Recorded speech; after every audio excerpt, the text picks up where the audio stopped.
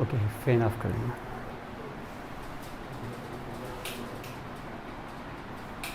बैठा आयु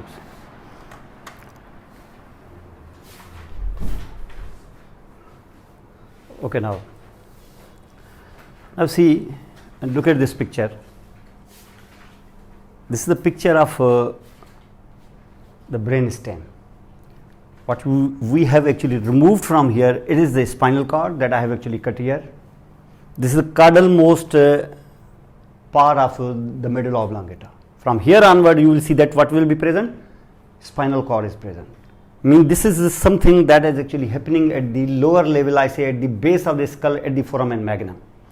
Means the level of the foramen magnum, or the upper border of the C1, or you say spinomedullary junction, or the spot from where the first cervical nerve pair is emerging. This is one and the same thing.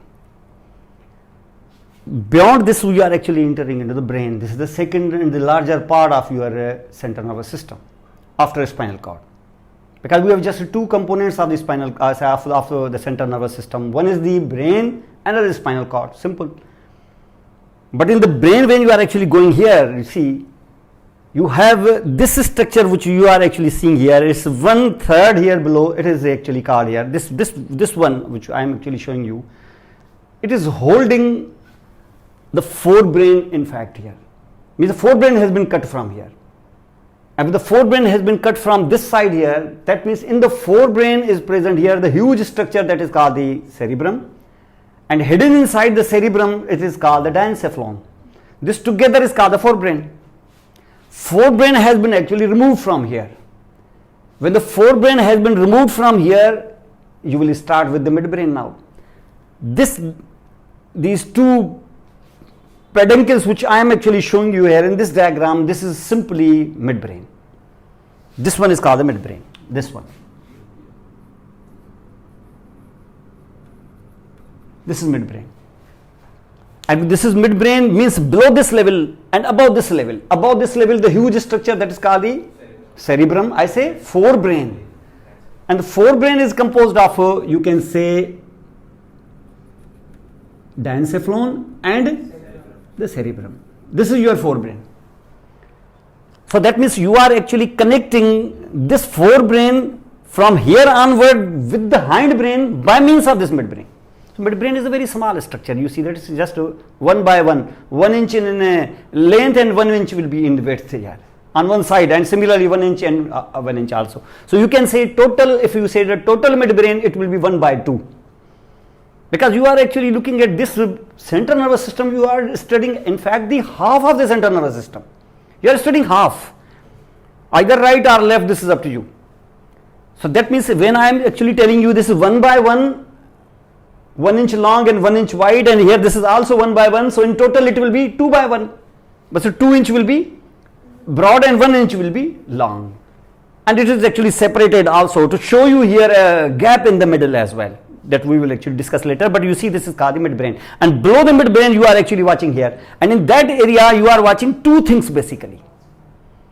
One which is expanded here, because it is in fact behaving like its dimensions in fact will be like the upper part of the central nervous system, which is more expanded. So it will be more expanded here, and that portion is called the pons. And this caudal part, which in fact will behave like a spinal cord, because it has to become continuous with the spinal cord, though its upper portion will be little bit expanded here, but the last portion in fact caudal will be more elongated here. Elongated because it has to become continuous with narrow cylindrical spinal cord, so it is here. So we call this structure as medulla oblongata. Pons and medulla oblongata, this is actually called the hindbrain. So you can say midbrain is connecting these two structures of forebrain with the two structures of hindbrain. Means two above, two below, and one in the middle, together is called the 5 components of the brain. But because it is not actually totally true here, the reason is that because on the back of the pons you see that immediately, because of the development of the cerebrum, another cere will also develop. This is called the cerebellum. And when the cerebellum will be developing here, the cerebellum develops as a result of an outgrowth from already existing components. It doesn't have actually a separate thing here. It doesn't have a separate place to occupy. It will be, in fact, will emerging from where? It will be emerging from already existing 6 parts. And already existing 6 parts, at least it will not develop from midbrain, because midbrain is just a connecting structure. So it will develop from obviously hindbrain. So it will be an outgrowth of hindbrain. It's not will be the outgrowth of your cerebrum, because cerebrum already is a huge structure, but it is the outgrowth of either pons or medulla oblongata. Medulla oblongata is more cylindrical, doesn't have a space to actually occupy, doesn't have to space to create something from it, but it will be the pons which has got the chances that it should actually occupy another growth from its sides, not from sides, from behind. This structure is called the cerebellum. Means this pons which I am showing you, what will be additional to the pons? Cerebellum. So now you can say, sir, hindbrain is actually pons plus cerebellum in addition to the medulla oblongata now.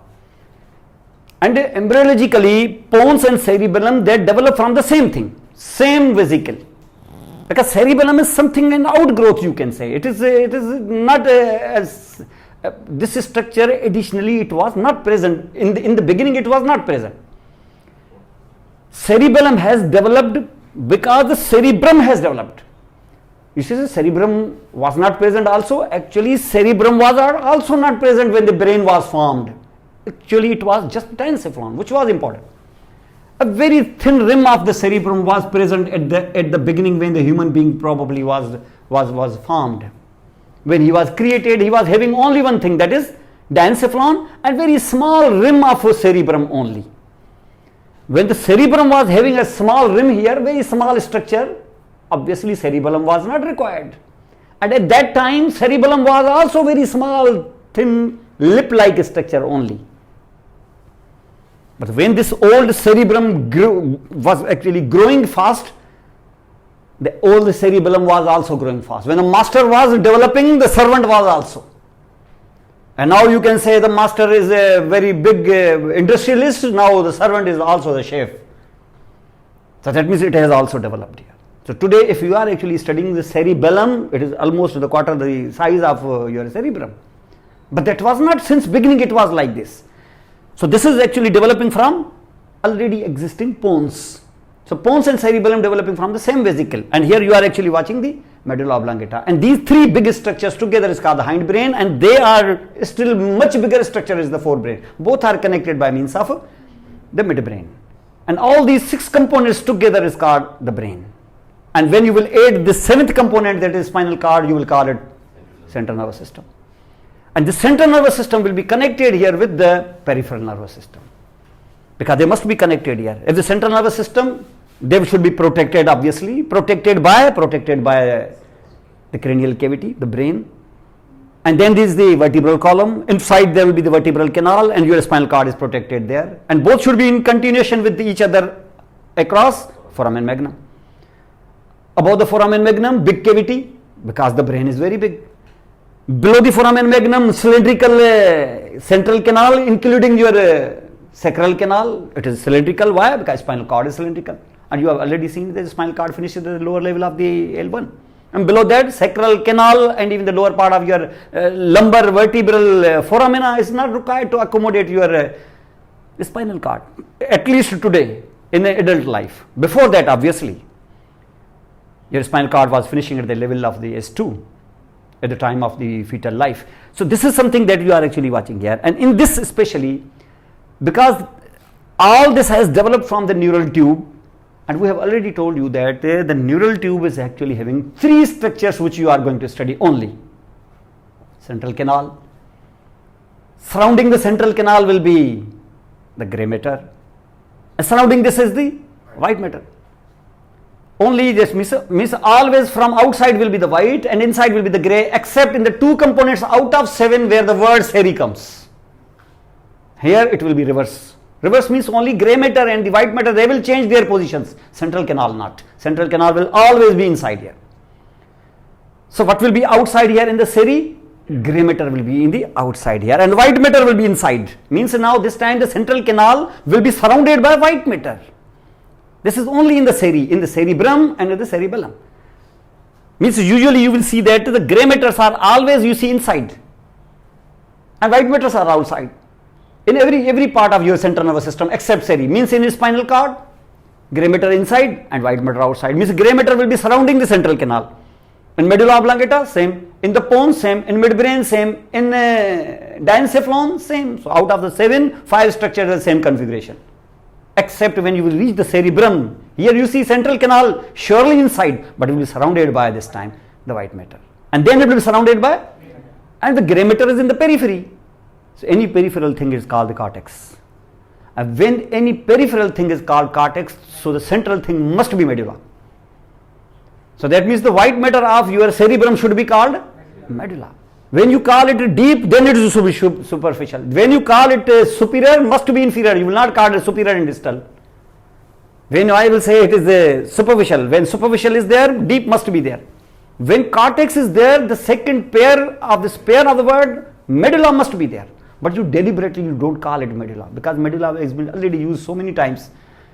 Then you will not actually mix it with the medulla. It means white matter of your cerebrum is called the medulla, white matter of the cerebellum is called the medulla, medulla itself is called the medulla, and the spinal cord's original name was medulla. So it will be all medulla affair. That's why you actually deliberately ignore the word medulla in case of cerebellum and cerebrum, but you never ignore cortex. You call it what? Cerebral cortex. So you call it here what? Cerebellar cortex. Huge cerebellar and cerebral cortex will be there. And when you are actually discussing in the medulla oblongata, same configuration. Consider as if you are actually seeing. When I am actually matching my spinal cord with the brain, which part of the brain looks more identical to the spinal cord? Medulla oblongata, pons and midbrain. All they look identical. At least from distance, how they look identical, how they look identical. Tell me only just 2 reasons. They are just looking like a spinal cord. Number 1 is central canal, you can't see the central canal. Another will be gray matter, you can't see. Another the white matter, you can't see. Axis which is at 180 degree straight. Spinal cord is actually giving rise to nerves from the sides, though it is not giving it from sides, at least giving the nerves from the front, okay, but at least it is giving the nerves. You will not say it is because it is not actually giving the nerves from sides, at least it is giving the nerves. It's not actually breathing you say it's not breathing properly, at least he is breathing, at least he is alive. Means at least it is giving the nerves which the other parts are not giving. Cerebellum is not giving, diencephalon is not giving, even the cerebellum is not giving. You say the cerebellum is giving, actually these 2 nerves are not the nerves exactly. Means no part of your brain out of 6 parts of the brain, 3 parts are not giving the nerves. It's these 3 parts which are giving the nerves. So why they are not identical? They are identical. Actually from my sides they are themselves the spinal cord. But we don't call them spinal cord because it's not living inside the vertebral column. It is not living in the spine, that's why we don't call it actually spinal cord. Because it is holding the brain from above, that's why we call it stem of the brain. Otherwise, from my side, believe me, sometimes I wonder why it's not called spinal cord. It's the elongation of a spinal cord. So much so that spinal medulla oblongata is called the elongation of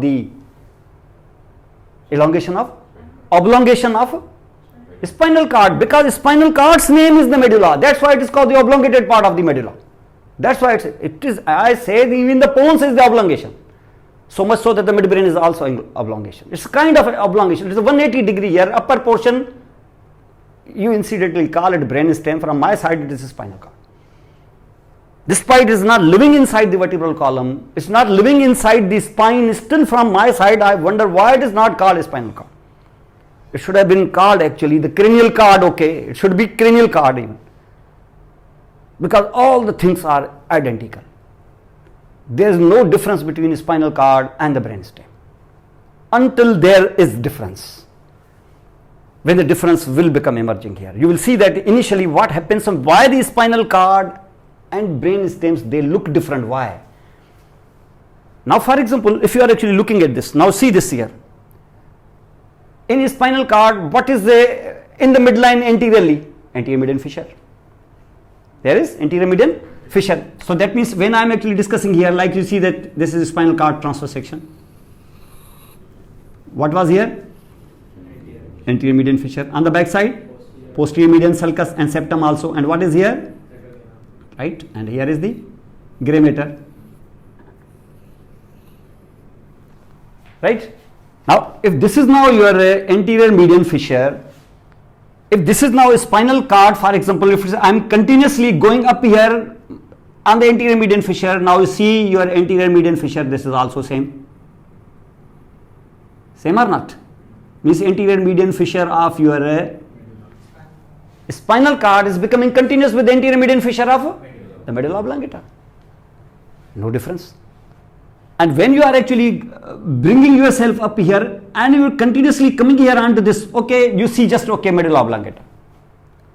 We will come to the next portion later on, but you see this is now anterior median fissure. Anterior median fissure of a spinal cord is becoming continuous with the anterior median fissure of medulla oblongata. Like for example, you see this is medulla oblongata, and here what is? If this is anterior median fissure, so what will be this then? Anterior median fissure. Any difference? No difference. You come here up. If you look at your spinal cord, when you are actually bringing yourself from brain, for example, from here, because in total brain stem, if you are actually looking at, you see one part of the brain stem is just here on two sides of your midline, means anteriorly available part of your brain stem. Like anteriorly available, which part of this diagram? Spinal cords, most anterior portion on two sides of anterior median fissure. This is now called anterior parts. You call the anterior parts as the basal parts now. One part is this. When you will be actually coming little here on the lateral side, but you can call it now anterolateral. This part is more specified for emergence of your nerves. In what? In a spinal cord. Same is the case in your brain stem. Distribution is same. When you will actually be going here on the back side here, if you see for example like here, when you come here to the back side here, here is the difference. In spinal cord, there is nothing on the back side to communicate with. But when you will come here into the brain stem, on the back side is emerging now your, who has developed on the back side in the middle part of your brain stem? Cerebellum. And the cerebellum has to be communicated with now. Who should communicate with the cerebellum? The pons, and immediately because it is expanded so hugely that the medulla oblongata and midbrain should communicate with the cerebellum with the different pathways. So that means the three pathways will in fact be emerging to, or will be emerging from, or they will be going into the cerebellum separately. You will not say that pons is actually giving birth to your cerebellum, so pons should be connected. Major part is the pons, but because it is expanding in such a way that the midbrain separately and medulla oblongata separately should communicate with the cerebellum. And which part of them should communicate with the cerebellum? Front or back now? Back. Why? Because cerebellum is emerges from the back. Front part is for our cranial nerves, or say lateral parts. So back part here. So this is called the posterior. So posterior part will be, in case of spinal cord, posterior part is not communicating with anything. You can pass your hand here straight. But when you come here into the medulla oblongata and in the pons and in the midbrain, then the posteriorly you should actually have some important landmarks. That means there are the pathways which will enter into cerebellum. So they will be in fact going into the cerebellum here. Not in spinal cord, I say in brainstem. So we have got anterior parts and we have got lateral parts and we have got posterior parts. And anteriorly I am telling you okay this, but anteriorly when I am actually telling you here, on two sides of the anterior part, on two sides of the anterior median fissure will be my basal parts. Which parts of the basal parts will be there here in this case? Grey matter or white matter? White matter, because outside is the white. And similarly here will be also white, and here also, and there as well, always white. And this is the white, means in this white matter in fact are running the fibers. That's why it is white, because it is myelinated. And these are the fibers, and these fibers are composed of descending fibers. Is it? So anteriorly always think they are composed of those fibers which are descending. And descending means from outside or inside. So why don't you call them tracks? So they are composed of descending tracks. And if they are descending, how you come to know that they are descending? Because when I am actually feeling these fibers here, their cell body is lying above. If their cell bodies are lying above, means these are the axons. If the cell body is there, so the signals are coming from below upward or above downward. So why don't you call it the descending now? Still will not call descending, they are descending. Means in the basal part, in the anterior median fissure on the two sides where white matter is already present. White matter of midbrain, white matter of pons and white matter of medulla oblongata. On two sides of the anterior median fissure, whatever white matter you see, and here will be your descending fibers, descending tracks. Whose cell body is lying where? Cerebrum. In white matter or grey matter? Very grey. Grey is inside or outside? In medulla or in cortex? I say in central, I will not call it medulla. In central or in peripheral? Cortex or not? So this tract will be, in fact, will be having its prefix as cortico something. So this tract is the cortico something. What will be something? We will decide where it will finally finish. So this is the tract which is actually starting from here. So that means cell body is standing there and is sending the signals down now. If sending the signals down, we will see this later. But you see that sending the signals down here. Leaves the grey matter, running through white matter of the cerebrum. Easily coming, or there will be in the middle diencephalon also. Passing by the side of diencephalon. Such descending fibers, they have got just one target that they have to go and will actually be giving the message in the ears of your spinal cord or any other neuron which is standing down here. Either the neuron coming from, I say it will actually send the messages in the ears of the neurons which are either sitting in the grey matter of your spinal cord or they will be sitting in the grey matter of your brainstem. You say, why brainstem? We are doing our work here in the upper limb and you are doing work with your muscles present here in your face also. Means the neurons which you have seen in the spinal cord, anterior horn cells, just anterior horn cells are present or similar cells are present in your brainstem also. We told you that the brainstem is just the sister, or you say it is the twin brother of spinal cord. If your anterior horn cells are present in your spinal cord, always think the anterior horn cells should be present in your brainstem, in your medulla, in your pons, in your midbrain also. You see that how actually nerves are coming out of it. These nerves are motor nerves or not? Surely motor nerves, because they are just like, here you will not call them anterior horn cells, you will call them something else, but at least you call them motor neurons. And these motor neurons are doing what? They are actually giving the fibrous bundles and they are emerging from anterolateral aspects. To bring outside here in the bundles, you call them nerves. And this time you call them incidentally cranial nerves. There you call them spinal nerves.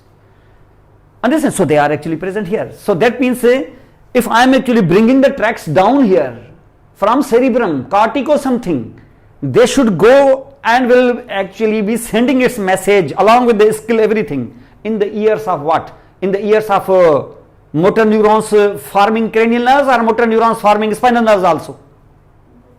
Both of them. Means here should be just one bundle or there should be two bundles now. And both should be called as cortico. Understand? Both should called cortico. Difference only is that when I am actually bringing it down here, both these bundles will be passing by the side of diencephalon. Motor neurons, they will be focusing on what? Anterior horn cells which are present in the anterior horn of your spinal cord, and the motor neurons of the cranial nerves, they are present in your various levels of brainstem.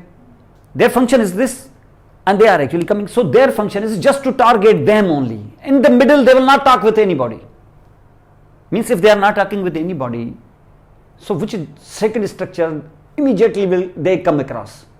After they have left the cerebral cortex and they have run into the white matter of its cerebrum, which structure they will come across? Diencephalon. Because diencephalon doesn't contain any cell body of any neuron collection of any cranial nerve. So will any of these fibers will target or will actually be reeling into your diencephalon? No. So immediately where they enter? Midbrain. Which part of midbrain? Which part of midbrain? We have told you that brain stem and spinal cord are same. 3 parts you have divided. One part, this is called the anterior, one is called the anterolateral, one is called the posterior. Which part? Anterior part. Basal part you can say. A basal part you can feel even with your hand also. Means when I am actually telling you here, you see this green color lines which I have drawn here in midbrain's most basal parts. These are the fibers which in fact they are running down here. Means you can say, okay, you remove it and draw them with the green even. There is a cell body and here is a cell body, and now they are running here. So they are running where? They are running in the basal part of your midbrain. If they are running in the basal part of midbrain, just they are running here in the basal part of midbrain, or they are running here in the basal part of pons also. Understand? And then they are running in the basal part of medulla oblongata, until there is this demarcation that medulla has finished and spinal cord has started, where they will remain. Now for example, this is the right side of your medulla and this is the left side of medulla. The fibers which I am actually bringing it down now, they are same sided or opposite sided? They are same sided. They are same sided. They have started here from the right cortex, because the cerebrum is actually not just one, it has got the 2 hemispheres, right hemisphere and the left hemisphere. Cerebral cortex of the right and cerebral cortex of the left, and this is the corticospinal, this is called the corticofibers, and they are actually passing through the midbrain, they are passing through the pons, and they are passing through the medulla oblongata and the most basal portion until they reach at the last moment. At the last moment, now because they know that we are same sided, but the brain controls the opposite side of the body.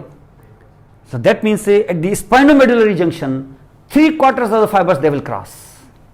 Cross means in such a way that it will cross like this. Means cross, I am showing the cross here. If the cross means, if I am crossing it like this here, means their further running will be surely in the white matter, but this time in the anterior columns, anterior basal parts and the lateral parts now. Understand? So they will be running in the lateral parts. Means these green color which I am actually showing you here, like here, they are running here. How much? 3/4. But the 1/4 will be running same side here. Those which are running in the same side, they will be running in the same side again in what? Again in the same column, means anterior column. Anterior means in the basal column, means here will be. So that means this will be here. So these two which are hardly 1/4, they are running here. But these are 3/4, they are running in this lateral side.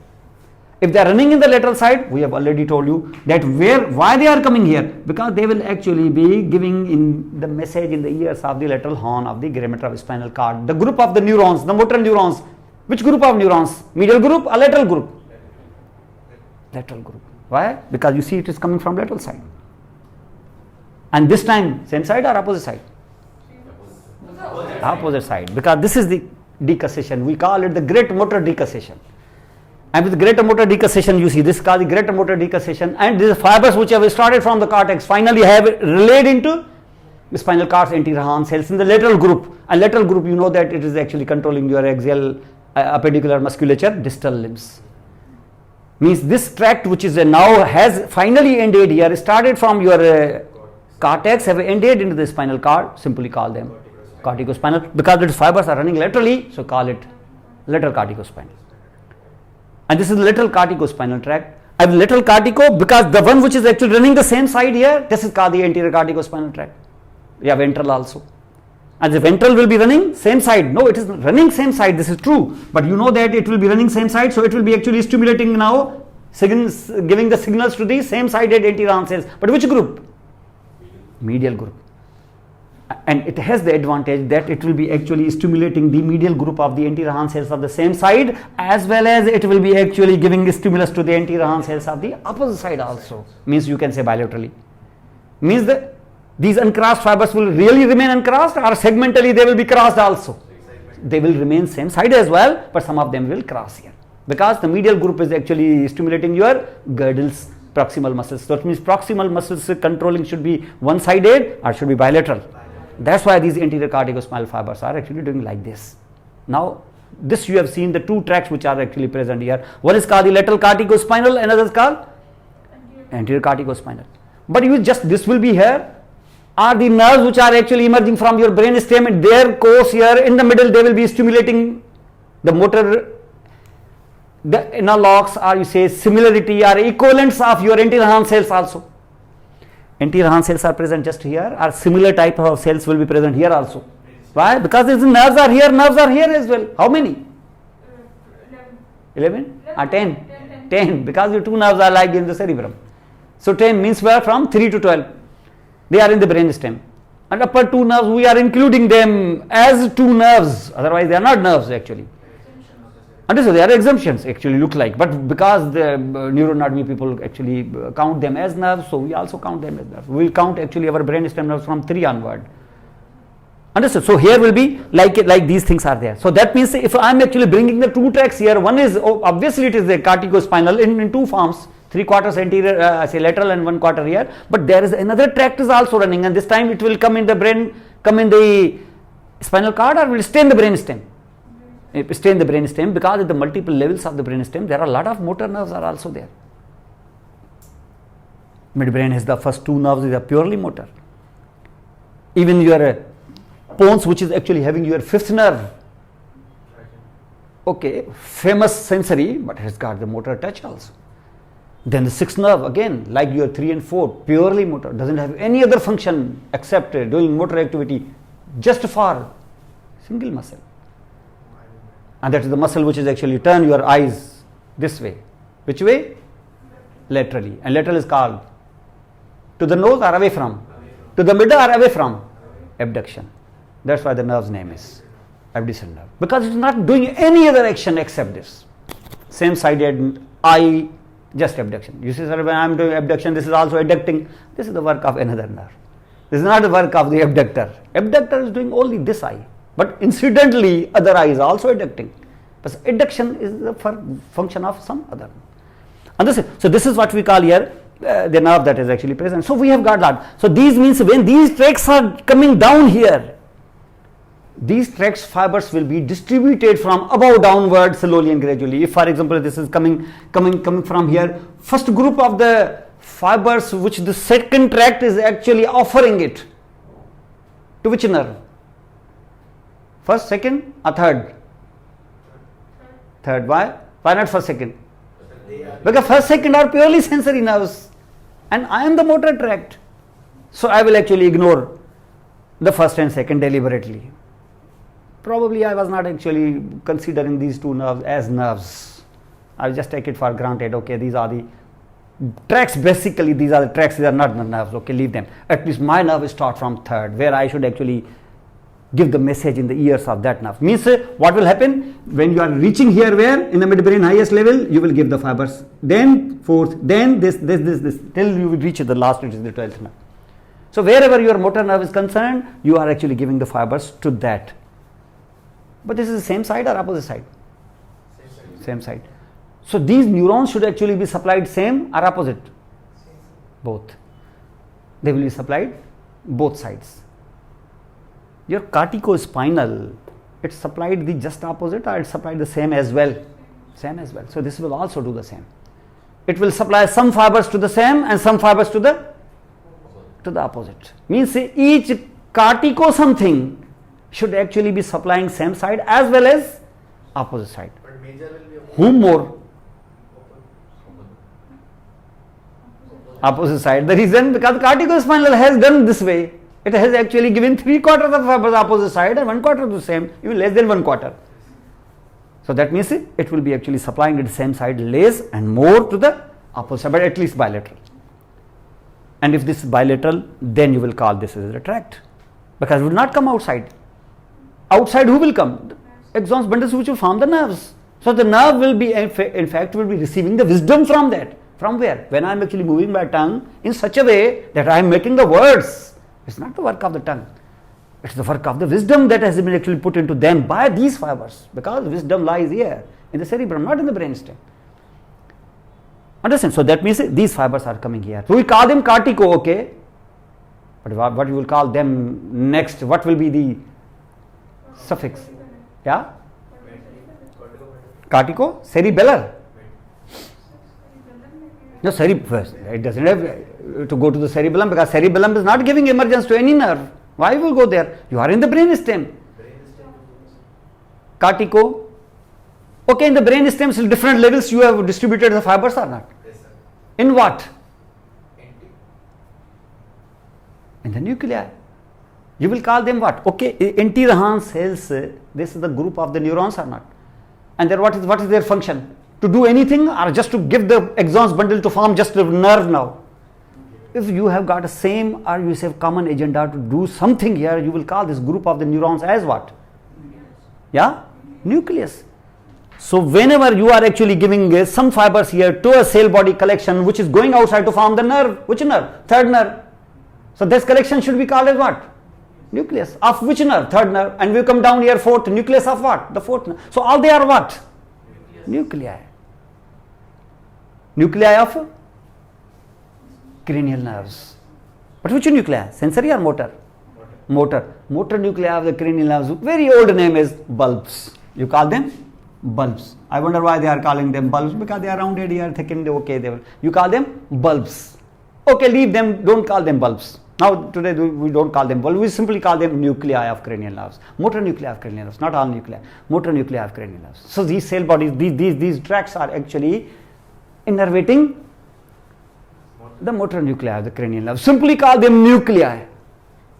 We know that they are motor nuclei of cranial nerves. That's what this tract's name is. Corticonuclear tract. Okay, if I will call them bulbs, then corticobulbar tracts. The old name is the corticobulbar tract. Still we call them corticobulbar sometimes, but we now call them corticonuclear. So that means who's equivalent to the corticonuclear? If I am telling you, everything is equivalent. You see that if it equivalent means if the brain and his spinal cord, because there are two categories. You see the India, Pakistan, and here see the spinal cord Pakistan and the brain is India, or reverse. Probably, I think previous was more correct.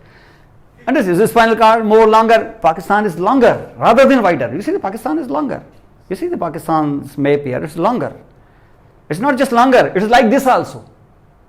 Blessing from God. You see that one end is 5,000 feet above, and you see sea level, means the water is rushing like here. We don't actually take advantage of this rushing. We should actually produce here electricity of the millions of megawatts. Electricity should be in fact through the water which is running from 5,000 feet from Himalayas, and now coming like this here. We are actually generating electricity from the petrol and diesel which is coming from Texas. Imagine that. Understand? So if for example you see this is here, this is something that you are actually watching here like this. Understand? So these are the corticospinal and corticonuclear tracts. Now thing is that our topic in fact here is that how the brain stem in fact is becoming different from the spinal cord. It looks like same. Whatever is present down here, you call it what? Motor nuclei of your spinal nerves. In the Enterhan cells, you call them Enterhan cell nuclei. Similar thing above will be motor nuclei of cranial nerves. Down one, Enterhan cells is stimulated by corticospinal, lateral as well as anterior. Up there will be towards stimulated by corticonuclear, so they are both equivalent. Everything which the spinal cord is having, the brainstem must be having this also, except the communication with the cerebellum. Because if the cerebellum has to shift here down the spinal cord, tomorrow I swear that spinal cord will also have the communication with the cerebellum. But unfortunately, spinal cord doesn't have enough space to accommodate actually the cerebellum. Sometimes the cerebellum's portion herniates into the vertebral column even sometimes, and then it's called the cerebellar herniation. That's a very dangerous thing here. And if this is actually thing, so that means now see corticospinal and corticonuclear. Okay, see corticospinal only, leave nuclear. Corticospinal fibers, they are running in the same side or opposite side in the beginning? Same here, same here. With the corticospinal fibers, they are just one or they are two parts?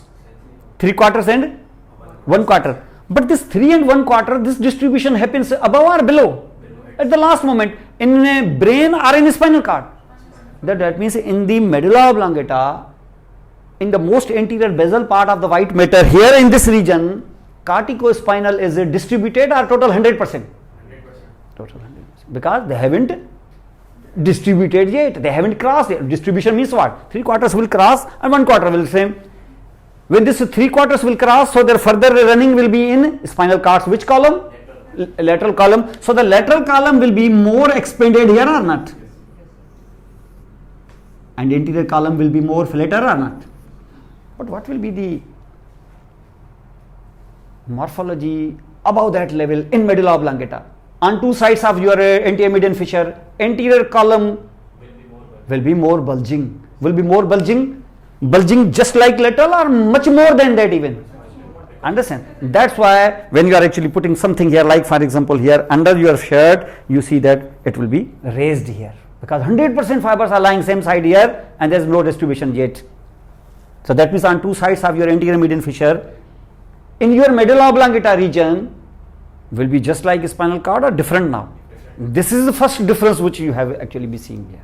And that two pillar-like structures which is actually having the same sided corticospinal, 100% fibers of the same side, this is just above that level. These pillars are called the pyramids. So this will be, this is called by pyramids. This is one difference which actually make it morphologically totally different from your spinal cord. Now you say not, the spinal cord is actually not actually identical like it. This is only one reason I am telling you. There are many reasons also. This is one reason. That's why spinal medulla oblongata is changing its morphology. Our first morphological big change is pyramids. And if you actually be looking at the pyramids and if you're cutting the pyramid and showing you what is the bundle inside? Corticospinal. Same or opposite side? Same side, because they haven't crossed yet. And because this tract is running within the pyramid, just running in the pyramid, or it was running in the various areas of your other parts of brain also. But it is so pyramid is a so fascinating word. That's why sometimes this tract is called the pyramidal tract. This is because of this. No. Even though above that also this is called pyramidal. Though above pyramid is not present. Means corticospinal tract is a synonym to pyramidal tract. Whether there is pyramid or not. Whole of it is called the pyramidal. Anywhere you say it is a pyramidal tract. Because it has gone through the pyramid, that's why. Even if before that pyramid was not present. Even after that the pyramid is not present. This is called the pyramidal tract. King of all tracts. If you are not actually discussing any other tract, for example, which you can't afford, but at least if you don't even, you are getting the choice that I should actually give just one descending tract. Do this. And when you are doing this, always do cortico-nuclear also, because actually it is the twin brother. They are running, they are equivalent also. You get my point? So, but cortico-nuclear is not called pyramid here. It is just for cortico-spinal, the pyramidal word is used. If anything is actually outside the pyramid, there are a lot of other descending tracts also. It's not just one. Because motor neurons are not just to be controlled by just pyramidal tract. It is being controlled here by a dozen of other tracts also. But the dozen of other tracts which will be running here, but they are not running inside the pyramid, because pyramid will not allow any other tract except this. Remaining 11 tracts will be outside pyramids. Where? In front or behind? In front. How in front? In front means outside the house. Is the most in front is the corticospinal. But the most in front thing is what? So how do you in front of this even? In front of this even means outside the brain. And when it's outside the brain, why it will be tracked then? Means where it should be. If I am giving you this, now see this is here. These dots are what? Corticospinal. If any tract, if I am actually showing you 11 other tracts which are descending also, where they will be? Anterior or posterior to this? So obviously internal to this. Within pyramid or at least outside pyramid? Okay, call them extrapyramidal tracts. This is called the? So how many extrapyramidal? Many of them. Okay, if it is a dozen of the descending tracts, one will be pyramidal and remaining are extrapyramidal. Understand? So your medulla oblongata looks same or has become now different. So two columns will be under the under your shirt. You see that they are big tracts are like here. It is the same sided everything here, and below that, above that, they are actually coming from where we have seen them. So that means when there is a damage in the cerebrum or in the midbrain even, or even in the pons or in the medulla, you will have opposite sided effect. Understand? So it will be opposite sided. Why is this happening, and why you say that the problem is same? If it is the midbrain and the pons and the medulla oblongata, how you come to know that? What will be the location of your injury? It is the same sided. How you will say that it will be opposite sided? But the problem is in the midbrain. You will not be able to know that whether it is in the midbrain or in the pons or in the.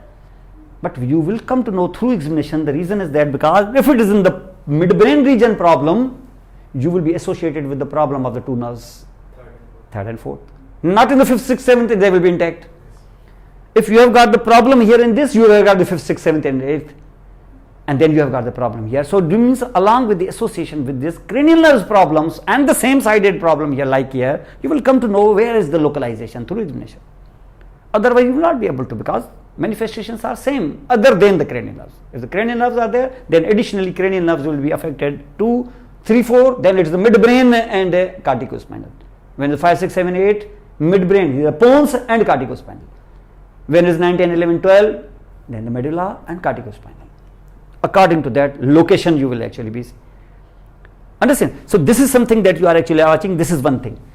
Another thing will be then when you are actually going more laterally in a spinal cord, and similarly more laterally here will mean the medulla oblongata. See here. This is anterior, and now I am watching more lateral. And more lateral, what you will be seeing in the more lateral side? White matter, obviously. From outside what? White matter. Now see the difference now between spinal cord and medulla oblongata. I say spinal cord and brainstem. Who centrally available? Grey matter. Difference between brainstem and spinal cord grey matters is that when you will actually be watching here and distribute your posterior horn and the anterior horn into the group of nuclei, which you have seen already, anterior horn cells. We have seen anteriorly somatic and little bit posteriorly visceral. More posterior is the visceral afferent, and then will be visceral somatic afferent. Likewise, and everywhere you have what? You have separate groups of what? Yeah, nuclei. Some motor nuclei, some sensory posterior, motor anterior, and anterior motor there will be big one is a somatic, little one will be visceral, and posteriorly also likewise anteriorly small visceral, and then most posteriorly will be somatic. Likewise there, but at no point none of the nuclei got themselves to detach from the horns. They remained within the horns. Have you seen in the spinal cord any detached floating nucleus anytime? No. If you need a nucleus, okay, I am the horn, I will create the nucleus within the horn. I will never actually allow any nucleus to get itself detached from it. No floating nucleus at all. If you need a nucleus, okay, I will create a fifth nucleus also, but I will never allow this nucleus to actually leave the horn.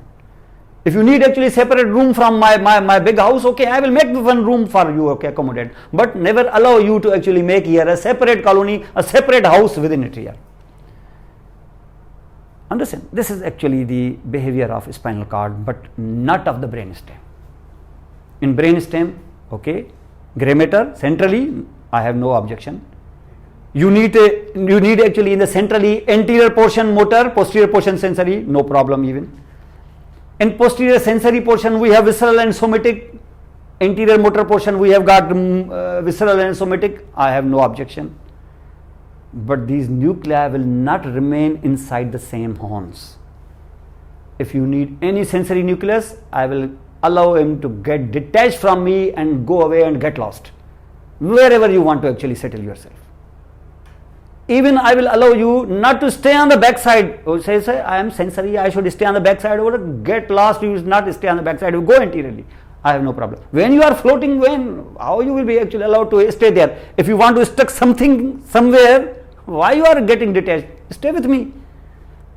So that means even if the sensory nucleus, why I am telling you here, sensory nucleus emerging from where? From behind. But because behind we don't have any nerves, so that sensory nucleus should stay behind, or it should actually be shifting in anteriorly also. Anterior. You say that when it is coming anteriorly, I have got the big two columns here, we will not be actually allowed here because these two big columns are the pyramids. We don't have a space. Okay, little lateral to this, we have a space. You come here in the white matter and stay there. You make my point here. So this big nucleus, there are many nuclei, including this big nucleus which I am showing you. that have emerged from posterior, obviously.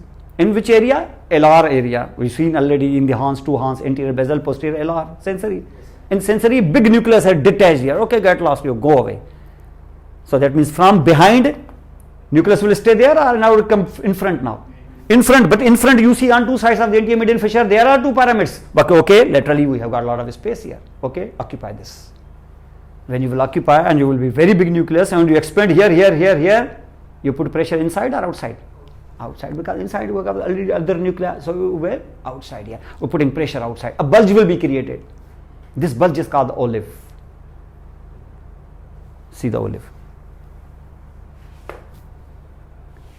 This bulge is present throughout the entire medulla oblongata. Should be present throughout the entire medulla oblongata? Not necessary. Depends how much is the extent of the nucleus. If the extent of the nucleus is throughout the entire length of the medulla oblongata, okay, bulge should be throughout, like pyramids are throughout. But if it is present only in the upper half of the medulla, then the bulge should be present throughout, or only up to upper half only. That's why in the upper half of the medulla oblongata there is a bulge. This bulge is because of this blue color nucleus which I am showing you here. That is actually detached from the posterior wide posterior gray matter portion, LR portion, and it has come to lie here. Very big nucleus. This nucleus name is the olivary nucleus, because we have got a superior olivary also later on. This is actually related here to the hearing, but this one is very important, which is lying actually in the middle. This is called the inferior olivary nucleus. And this inferior olivary nucleus, because this is actually present here in the upper portion, so much so that in the upper half it is present in like this. Its shape is like this. Shape is not like this. Cut section is like this. Otherwise its shape will be like this. I'm showing you it like this. Now you see this.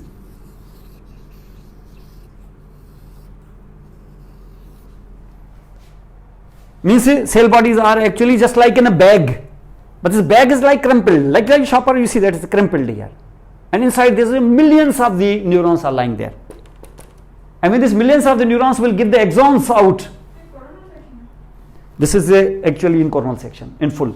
This is in transverse section. In transverse section look like here. Otherwise it will be like this. Throughout. Just like you see the nuclei like a dot. It's not a loud dot. It is a cylinder. Just like this. It's like a crumpled bag. The mouth is open. So that if the millions of the neurons are lying here and millions of the axons are coming, they will not be actually coming from any side here. They will be coming here from the mouth of the bag. So that means all the axons will emerge from where? From the mouth here, not from here, from any sides here. They will not actually break open the wall of the bag. They will emerge from the bag like here. This is inferior olivary nucleus, biggest nucleus ever present here in your brainstem, at least here, especially in the medulla oblongata. This is called the inferior olivary nucleus. That's why the bulge is called olive. And you see that one bulge is pyramid, second bulge is olive. When the one bulge is pyramid, second bulge is olive, and because two bulges are actually not having a uniform expansion, so sulcus is created or not? Yes? One bulge, second bulge here. So sulcus created here. And sulcus will be present throughout or upper half. This is sulcus will be in front of olive or behind olive? In front. You call them pre-olivary sulcus. It's called the pre-olivary sulcus, and this is the spot from where rootlets of the nerves they emerge. Rootlets of the first nerve they emerge among the cranial nerves from bottom. Means it not is first nerve, it will be 12th nerve. This is the out of 12 it will be the bottom, this last nerve from the bottom, because we are doing it from below upward. So from our side it will be the first nerve, but number wise it should be the 12th nerve. And this is the 12th nerve, it is the hypo nerve. And this nerve is the purely motor nerve, doesn't have any other function except moving the tongue. And tongue is called the gloss. That's why this is the hypo nerve that supplies the gloss. That's why its name is. No, its name is hypoglossal nerve. Its name is hypoglossal nerve. Why we say hypoglossal? Because it is the hypo nerve. Hypo means what? The 12th. Because it is supplying only motor fibers to tongue. Motor fibers to tongue only. The tongue movement here for the function of the rolling the food and making the speech, both of them. This is up to you how the brain utilizes this nerve. Means this nerve is important in speech purpose also. This depends how and when the brain utilizes this, for the speech purpose or just for the rolling of your tongue. Animal has also the tongue, has the hypoglossal, has the brain, but the brain doesn't have the capability to use this tongue for speech purpose. Every software is same. I say every hardware is same, but speech hardware, speech software is not present in the human, in the animals. The donkey has got a big tongue even, has got a big voice even also, which you can hear from even from 2 miles. But he can't say that I am hungry, please give me some food. No, he will not say. Actually, so this sometimes you call, here's this. So here you will call it what? You will call this nerve as the hypoglossal nerve. So where from the hypoglossal nerves, not the nerve, rootlets will emerge. Even they will also rootlets and they will come outside, mixed together to form the one nerve. So this is now the nerve. You are watching this nerve. This is called the rootlet. So nerve is emerging or rootlets is emerging. So this spot is very important. This is part. So now you can say this nerve here. Which nerve? Hypoglossal. So from where these rootlets of the hypoglossal nerve, they emerge from the preolivary sulcus or the sulcus between pyramid and olive. This landmark is again important. So you see that your nerve is in fact emerging like here. So your medulla oblongata will look like a spinal cord, or is getting now different things now? Different things. So it is getting different things here also. And this is what we call here the nerve here. And this is the first nerve from bottom, this is the 12th nerve which is actually emerging here. Now for example, this was the second bulge. First bulge was here and second bulge was here. But when you go more laterally, I say more posteriorly this time, it will be just like a spinal cord or it will be different now? Different. Why? Cerebellum is there. We will discuss in tomorrow's class what will and how it will behave differently in case of medulla oblongata there, because the cerebellum is waiting for you and such thing was not present in your spinal cord. This will be inshallah our tomorrow's class. Kal class hogi, haan?